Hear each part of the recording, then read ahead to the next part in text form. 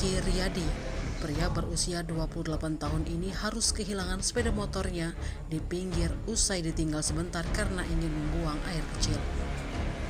Warga Jalan Lorong Perguruan Dalam, Kelurahan Pelaju, Kecamatan Pelaju, Palembang, menceritakan insiden pencurian sepeda motor miliknya itu yang terjadi di Jalan Tanjung Barangan, Kelurahan Bukit Baru, Kecamatan Ilir Barat, IB1 Palembang pada hari Kamis sekitar pukul 19.30 waktu Indonesia Barat.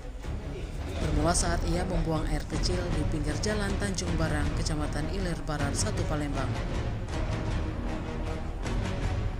Akibat kejadian, korban harus kehilangan 1 unit kendaraan sepeda motor jenis Honda Beat, serta kartu tanda penduduk, surat tanda nomor kendaraan, dan uang tunai senilai 350.000 yang berada di dalam jok motornya.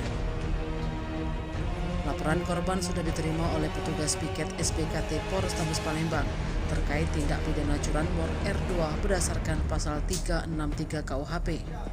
Selanjutnya laporan akan diserahkan ke Satreskrim Polrestabes Palembang untuk ditindaklanjuti.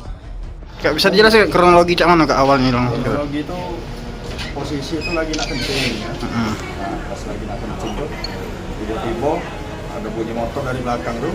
Pas lihat motor lagi bawa lari, Bang. Oh, pas masih terjenguk gitu pas mau langsung ngebut tapi dia. Untuk ciri-ciri motornya itu gimana?